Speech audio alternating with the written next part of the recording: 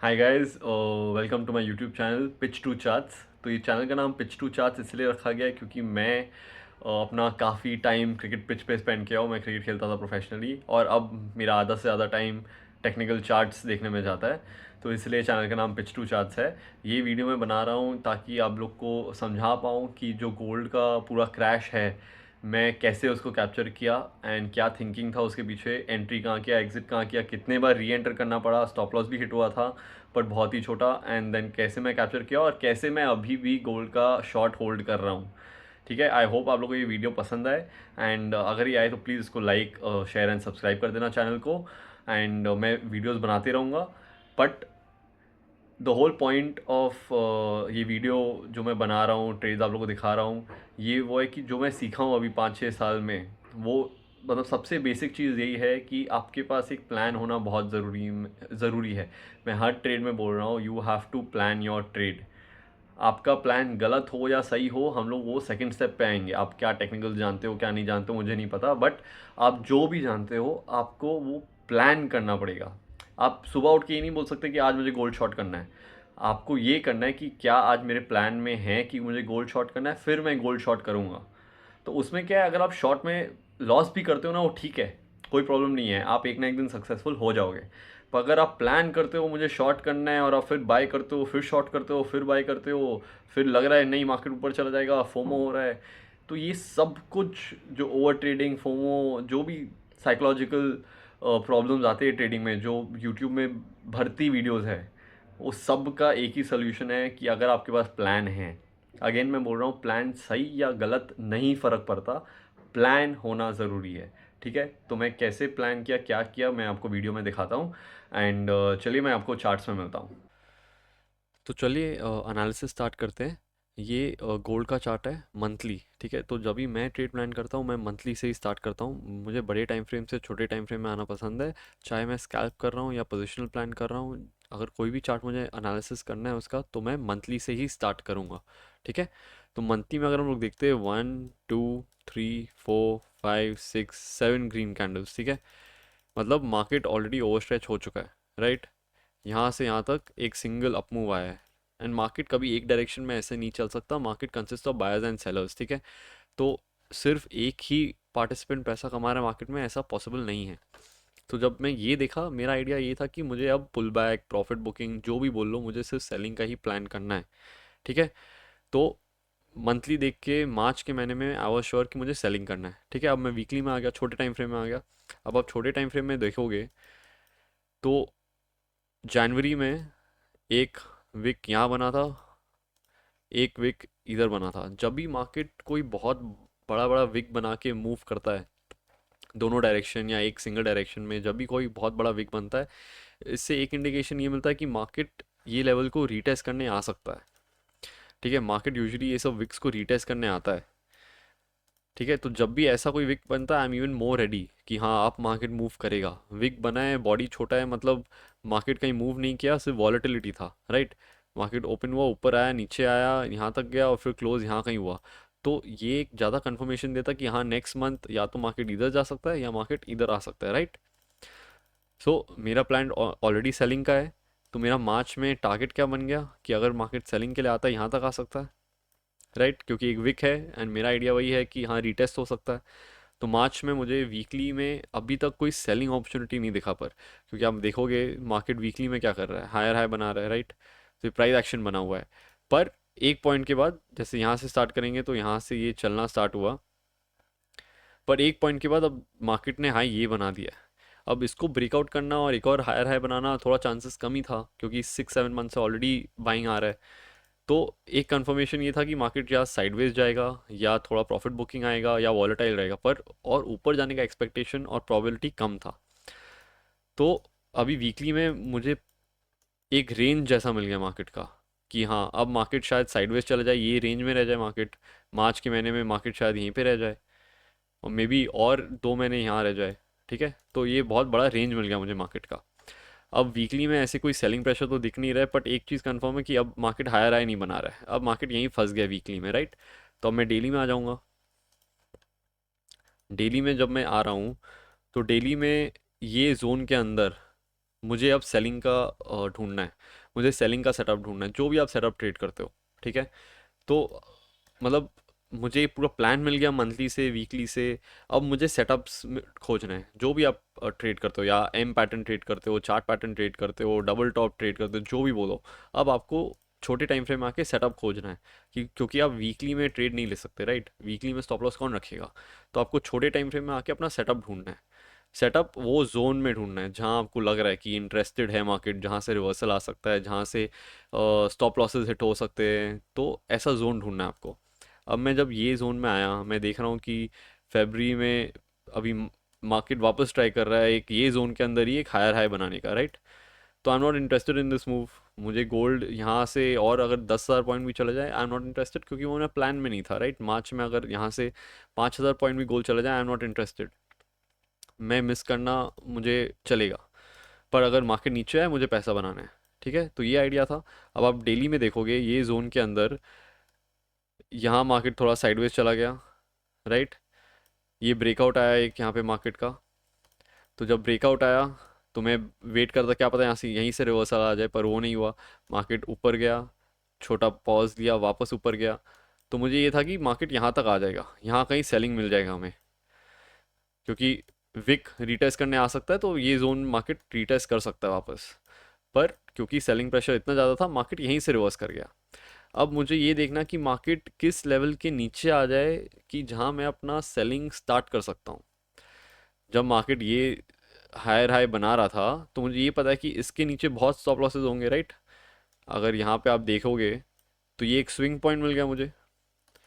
तो बस मैं सिंपल वेट कर रहा था कि मार्केट ये स्विंग के नीचे अगर क्लोजेस कर दे डेली में, जो कि वेरी नेक्स्ट कैंडल एक ही कैंडल के अंदर हो गया था, ठीक है? ये एक ही कैंडल के अंदर मार्केट ने वो लेवल को तोड़ के उसके नीचे क्लोजिंग कर दिया। अब ऑब्वियसली मैं इसको सेल तो नहीं कर पाया, बिकॉज ये एक ही कैंडल में हो गया, एंड मेरा प्लान क्या था कि मैं इसके नीचे ही सेल प्लान करूंगा।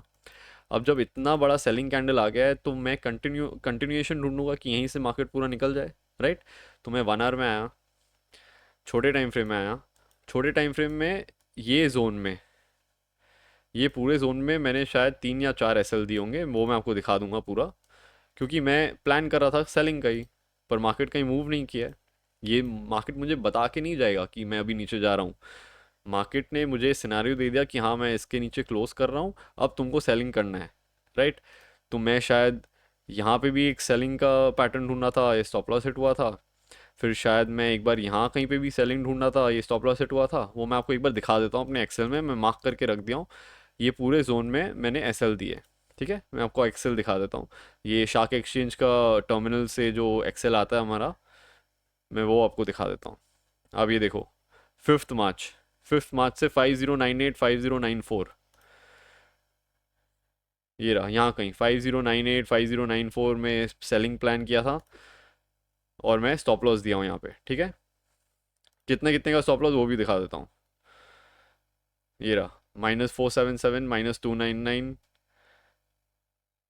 फिर यहाँ पे भी शॉर्ट किया था, ये ऑलमोस्ट नो कॉस्ट मैं ट्रेल कर गया था इसको। यहाँ पे भी वापस एसएल दिया है, फिर यहाँ पे एक 2,000 का एसएल दिया है गोल्ड में ही। ये देखो गोल्ड का, ये रहा गोल्ड, ठीक है?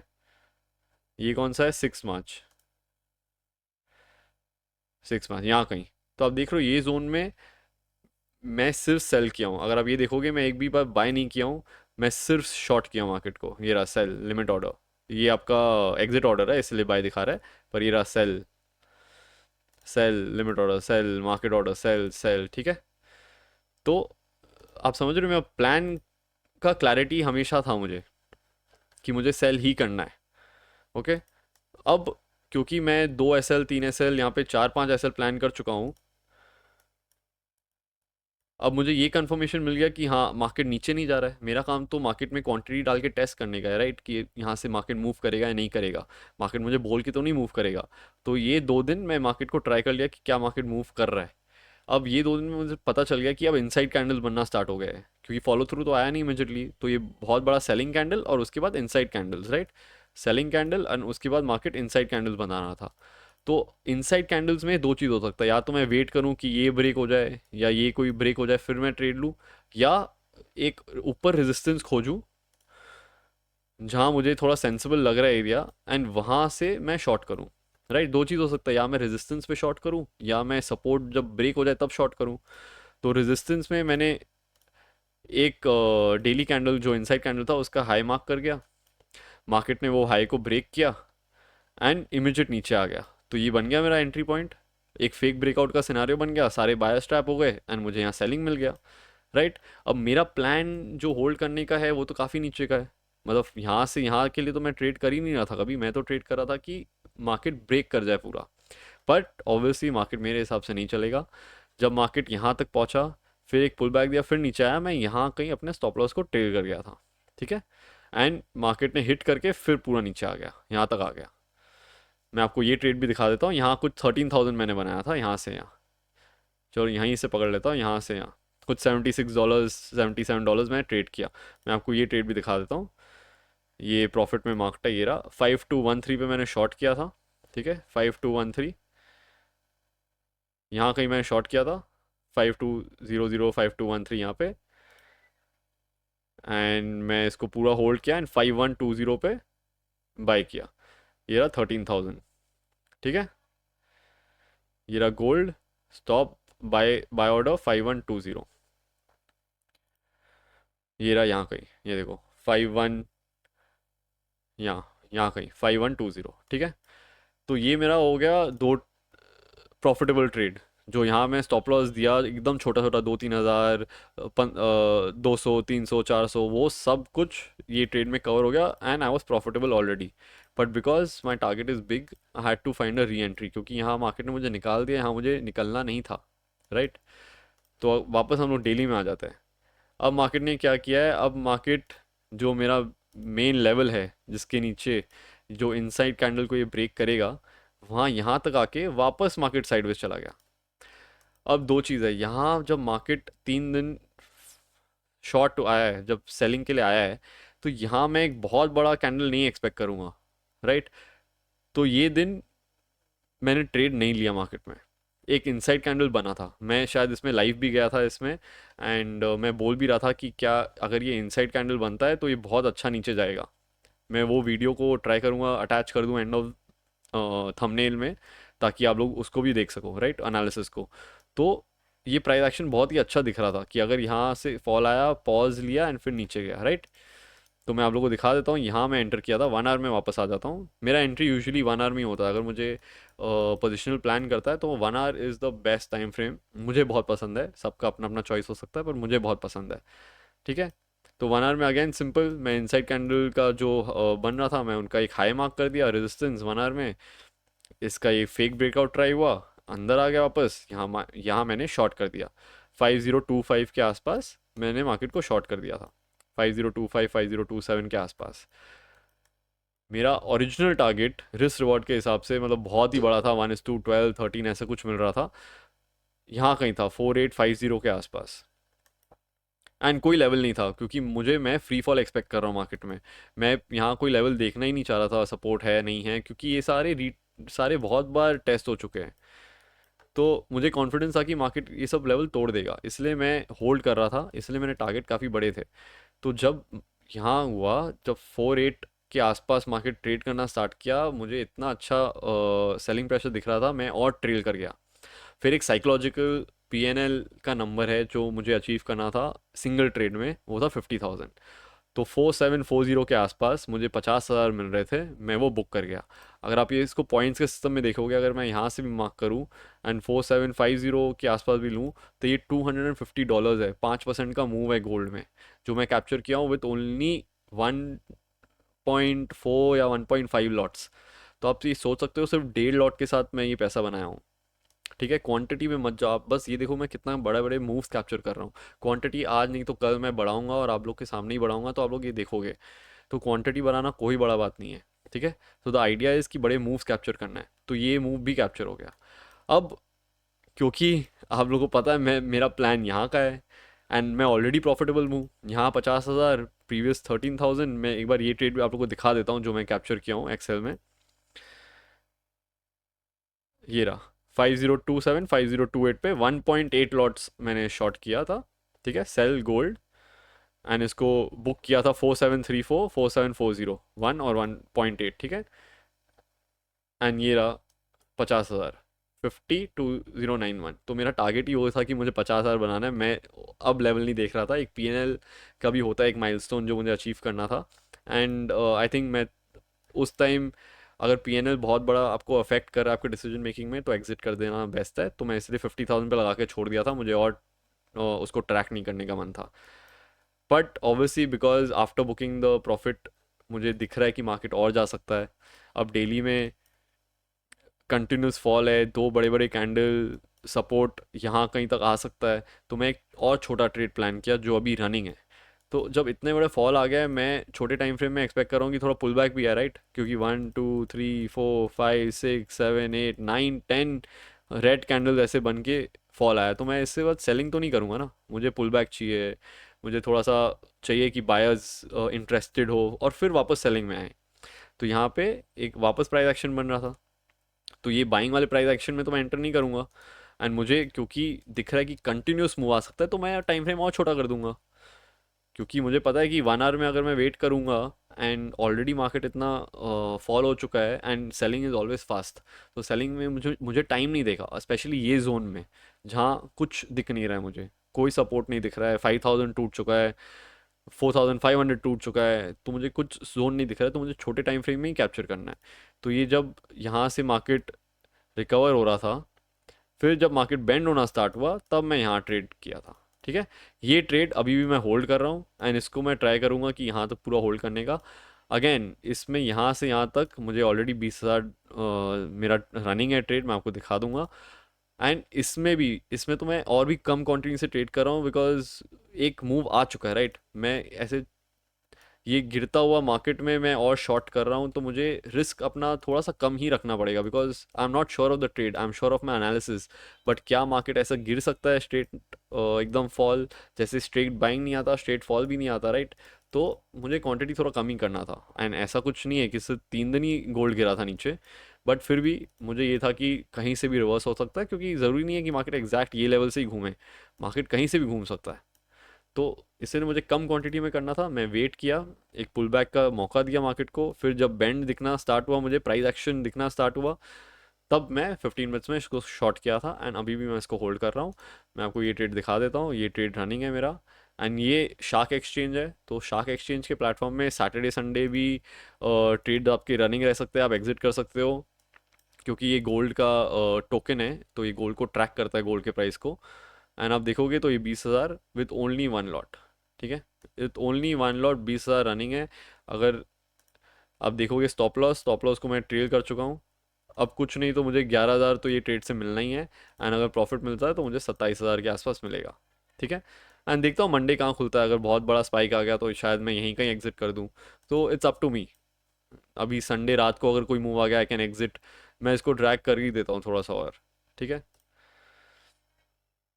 सो अब देखते हैं मैं मुझे क्या प्रॉफिट मिलेगा। 14,000 बुक कर दूंगा, बस ख़त्म। अब या 14,000 मिलेगा या ये मिलेगा, फिर अगर मन हुआ बीच में काटने का, मैं बीच में काट दूंगा।